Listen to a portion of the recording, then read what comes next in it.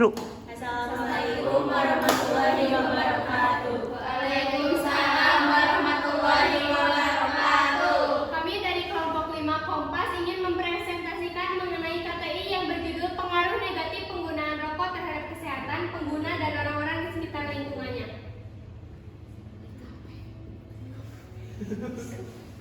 Izin memperkenalkan diri kembali. Nama saya Alia Maulida Lifa. Nama saya Marhana Sabrina. Saya Finalia. Nama saya Rizky Nurapnya Priyanti. Nama saya Dela Putri. Nama saya Dini Sinta Keluarga. Nama saya Kak Pradista.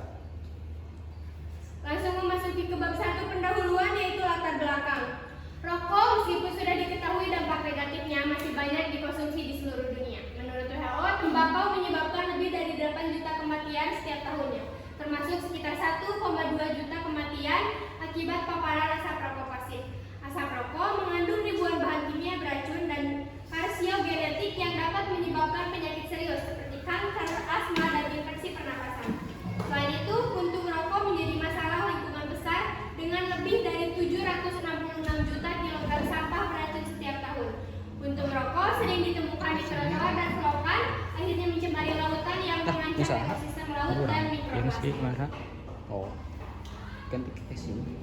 Yang selanjutnya ada rumusan masalah. Rumusan masalah yang pertama, apa saja dampak negatif merokok terhadap kesehatan fisik individu. Yang kedua, bagaimana paparan asap rokok mempengaruhi kesehatan anak-anak yang tinggal bersama perokok.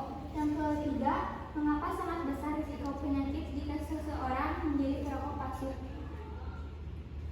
Lalu ada tujuan penelitian. Tujuan penelitian ini adalah untuk mengetahui dampak apa saja yang didapatkan oleh perokok pasif maupun perokok aktif selama mereka mengkonsumsi dan juga menghirup asap dari rokok.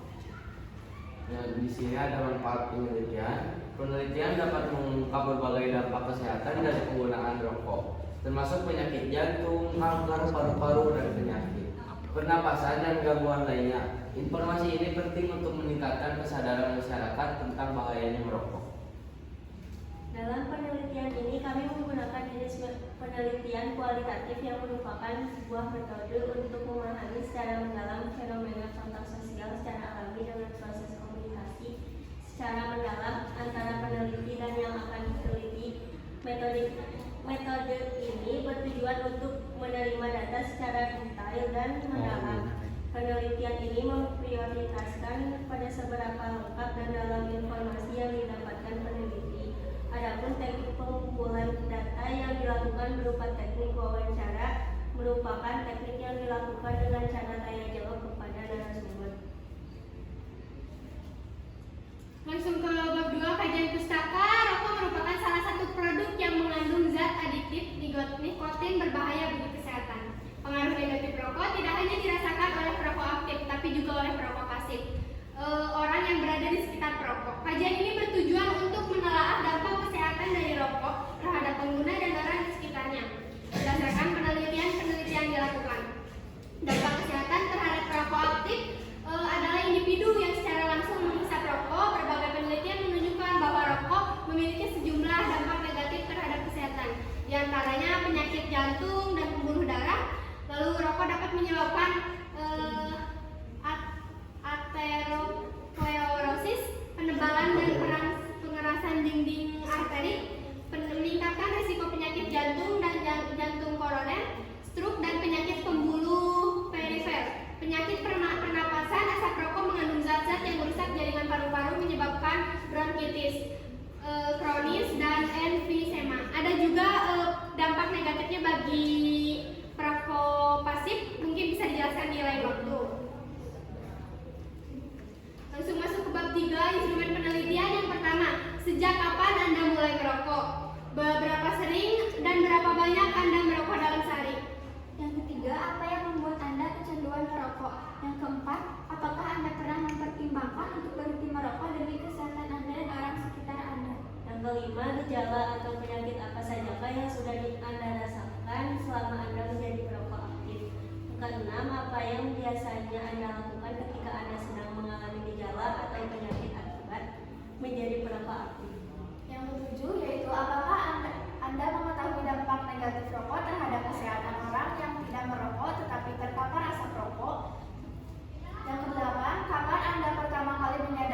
bahwa anak Anda mengalami masalah kesehatan akibat terpapar asap rokok. Yang kesembilan, apa saja gejala atau penyakit yang dialami oleh anak akibat terpapar asap rokok. Yang ke-10, bagaimana kondisi kesehatan anak Anda saat ini. Yang ke-11, apa tindakan pertama yang Anda ambil setelah mengetahui anak Anda sakit akibat asap rokok. Dan terakhir, apakah Anda telah mencoba untuk berhenti merokok setelah mengetahui dampak anak Anda? Jika iya, bagaimana prosesnya? Jika tidak, mengapa? Selanjutnya, gambaran umum yaitu kondisi fisik pada perokok pastinya menurun. Perokok lebih sering terkena serangan-serangan penyakit yang diakibatkan oleh zat berbahaya yang terkandung dalam rokok. Kembali membaik, hal itu berakibat pada orang-orang di sekitarnya. Akibat dari asap rokok tersebut, anak perempuan yang masih berusia 1 bulan sudah menderita penyakit paru-paru. Sempat dirawat di rumah sakit terdekat selama 2 minggu hingga keadaannya membaik. Selanjutnya, deskripsi pembahasan hasil penelitian. Dampak negatif bagi kesehatan fisiknya sendiri tentunya merugikan. Tubuh menjadi lebih mudah terpapar penyakit seperti jantung, paru-paru, asma, atau lainnya. Hal ini berakibat pada anak-anak yang tinggal bersama perokok tersebut. Anak-anak yang tidak bersalah menjadi korban dari egoisan orang tuanya, sedangkan perokok pasif lebih terkena dampak lebih berbahayanya dibandingkan perokok aktif, karena perokok aktif menghisap rokok dari rokok langsung dan di rokok tersebut ada filter, sementara perokok pasif menghisap asap dari rokok yang tentu saja tanpa filter ditambah asap yang telah keluar dari paru-paru rokok. Masuk pada bab 5 yaitu penutupan. Kesimpulan yang bisa kita ambil bahwa penggunaan rokok memberikan dampak negatif yang signifikan bagi kesehatan baik bagi pengguna rokok maupun orang-orang di sekitarnya. Bagi pengguna rokok, merokok dapat menyebabkan berbagai penyakit serius seperti kanker paru-paru, penyakit jantung, stroke, penyakit paru obstruktif, kronis, dan diabetes.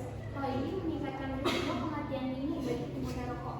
Nikotin dalam rokok juga bersifat adiktif sehingga membuat pengguna sulit untuk berhenti merokok. Selain itu, asap rokok yang dihirup oleh orang-orang di sekitar rokok atau bisa disebut kabut asap juga berbahaya bagi kesehatan mereka. Perokok pasif memiliki risiko yang lebih tinggi untuk menderita penyakit jantung, kanker paru-paru, dan gangguan pernapasan. Paparan asap rokok pada anak-anak juga dapat menyebabkan infeksi telinga, asma, dan sindrom kematian bayi mendadak.